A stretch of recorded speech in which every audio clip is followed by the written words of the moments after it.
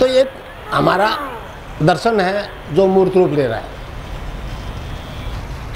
ये कोई एबनॉर्मल परिवर्तन नहीं है। मैं आप बहुत बुद्धिजीवी लोग आए हो।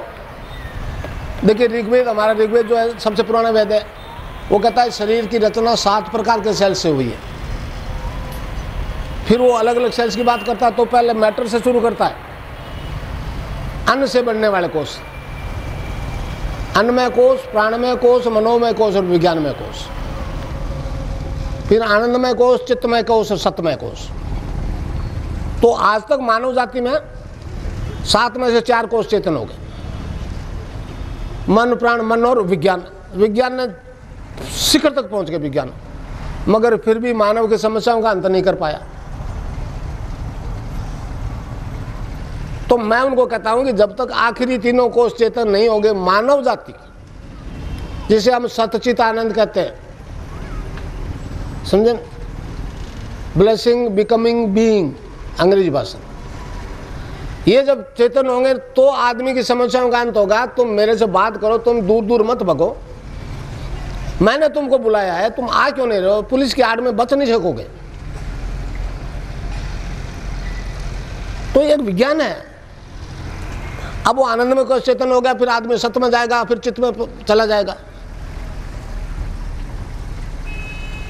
तो अब हैरान है जी, जब मैंने कह दी divine transformation of human being है ये, वो कहता अल्लाह ये एड्स वेड्स तो कहेंगे, इसने एक और अड़ंगा कर दिया। तो मैं नहीं कह रहा हूँ, यही विश्व के ग्रंथों की भविष्यवाणियां हैं।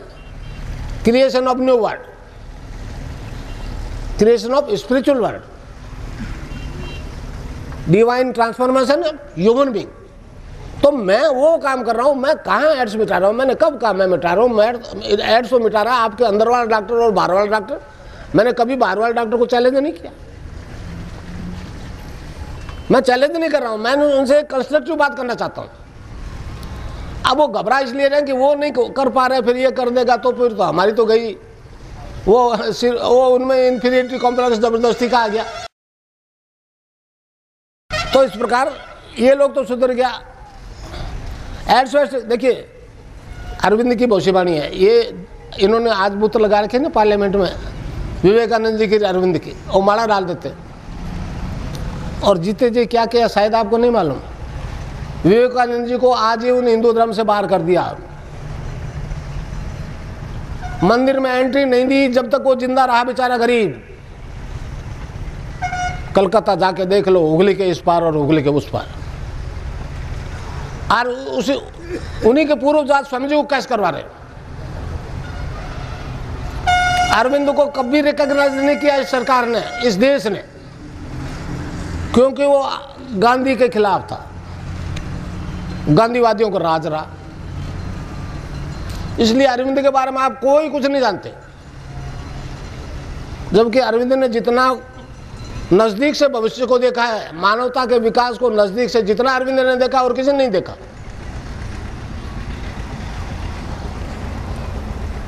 विवेकानंद के गुरु थे अरविंद के, ये आप नहीं जानते। अरविंद को, विवेकानंद जी की डेथ होती 1902 में, और अरविंद को अंग्रेजों ने जेल में डाला था 1908 में, मई 1908, 6 साल डेथ के बाद में।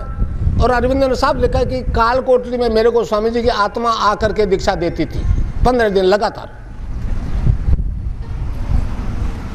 तो अरविंद तो विवेकानंद जी का शिष्य था, मगर ये चीज पब्लिक में आने ही नहीं थी।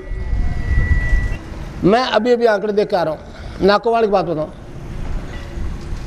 5-6 स्टेट उन्होंने इंडिया में ऐसे बताए जिसमें 0 बताया HIV पॉजिटिव केस एक भी नहीं है। मैं सबका तो जानता नहीं, मगर बॉम्बे में छत्तीसगढ़ के 3 आदमी मेरे पास आए थे एड्स के। और आज छत्तीसगढ़ में मैं प्रोग्राम कर दूं, ये 1000 केस में रजिस्टर्ड बता दूंगा। और नाकोवाड़ा ने कहा एक ही HIV पॉजिटिव नहीं। और 2003 का आंकड़े हैं 53 लाख दक्षिण अफ्रीका, और 2001 के आंकड़े हैं 51 लाख भारत के। तो अब तक तो आगे निकल गया दक्षिण अफ्रीका से ये देश। और जनसंख्या जो अफेक्टेड हो रही है, वो ऐसे लोगों की हो रही है कि 25 से लेके और 40 साल की उम्र तक के लोगों में ये 80% बीमारी 25 से 40 के उम्र के, यही उम्र होती है काम करने की। तो वर्किंग क्षमता तो हमारी डैमेज हो रही है, पूरे देश की हो रही है। मनमोहन सिंह अकेले क्या जाएगा, देश मर रहा है ना।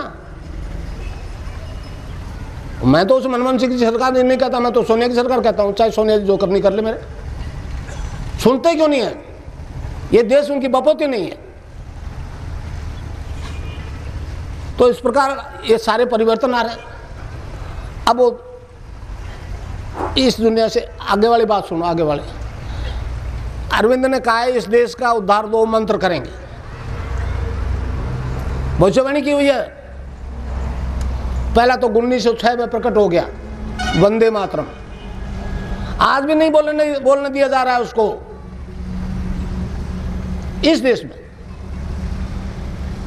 दूसरे के लिए कहा yet to reveal, not yet reveal, वो माइस्ट्री क्या है, वो संजीवनी मंत्र है, उसका कहा संजीवनी मंत्र है। कृष्ण के मंत्र को अरविंद ने संजीवनी मंत्र कहा है। तो मैं जो आपको दे रहा हूं वो संजीवनी मंत्र दे रहा हूं, समझे न समझे। ये मंत्र आप जपते रहो, चाहे आप एड्स के किसी स्टेज में पहुंच गए हो, ये मंत्र मत छोड़ो, आप एड्स से नहीं मरोगे। चाहे कोई जाति है, कोई धर्म है, कोई वर्ण है, कोई देश है, कोई फर्क नहीं पड़ता। ये तो ह्यूमन बॉडी में होने वाला परिवर्तन है। तो ये नाम जपना और ताबीज वाले से पीछा, बाकी अपने जिसको गुरु मानता फॉर्मेलिटी नहीं बजा, ध्यान यहाँ मेरा करना, नहीं तो रुकेगा नहीं, मन भगता रहेगा।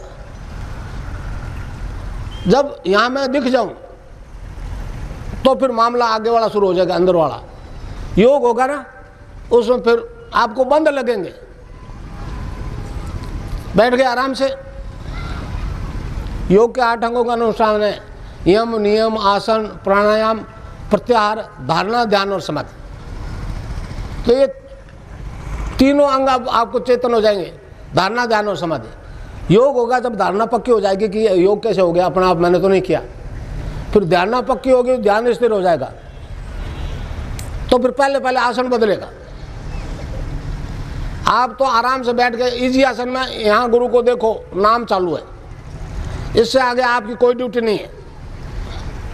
अगर गुरु में कुछ सच्चाई है तो फैसला हो जाएगा, और नहीं तो बहुत से गुरु तो मैं नहीं नाम लूंगा, कहते हैं 20 साल तक ऐसा करो तो कुंडलिनी जाग जाएगी।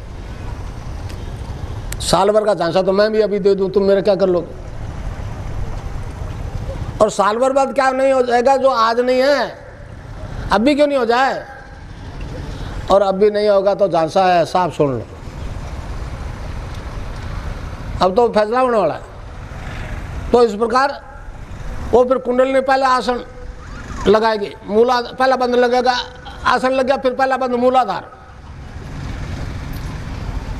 अब वो अपान वायु, 5 प्रकार के वायु होते हैं योग में, प्राण, अपान, समान, उदान और व्यान। तो हर एक वायु का शरीर में अलग अलग काम है। अपान वायु नाभि से नीचे के डिस्चार्जेस को बाहर फेंकता है, और कुंडलिनी रीढ़ की आखिरी हिस्से में। तो जब तक वो अपान वायु ऊपर नहीं उठेगा, वो किसी चीज़ के पुश से ऊपर उठेगा, जैसे रॉकेट उठता है ना, ऊपर उठता है, स्पार्क होता है, इसी तरह से इसमें होगा। जब होगा तब फिर वो बंद लगते हैं। पहला बंद मूलाधार में लग गया, अपान वायु नीचे नहीं जाएगा, बंद लग गया टाइट, फिर वो अपान वायु ऊपर उड़ना शुरू हो जाएगा। जो ही नाभि से ऊपर गई कुंडलिनी, दूसरा बंद लग जाएगा, उसको कहते हैं उड़ियान बंद। ये नाभि में बंद लग जाएगा। आप चाहे कितने मोटे नाभि जो रीढ़ की हड्डी चिपक जाएगी हो, खींच करके धनुष की तरह, चाह करके नहीं होगी आपसे, अपना हो जाएगी। फिर यहाँ से कंठ से ऊपर निकली कुंडलिनी, तीसरा और अंतिम बंद लग जाएगा, जालंधर बंद। अब इसके बाद में जो रीढ़ की हड्डी का हिस्सा बच गया, उसमें हर तरह का मूवमेंट संभव नहीं, तो प्राणायाम होता है। और प्राणायाम एक ऐसी क्रिया है, मैं नहीं कहना चाहता, इसको अगर जो बाहर वाला जबरदस्ती करा दे बिना जरूरत के, तो फेफड़े की बीमारी हो जाएगी।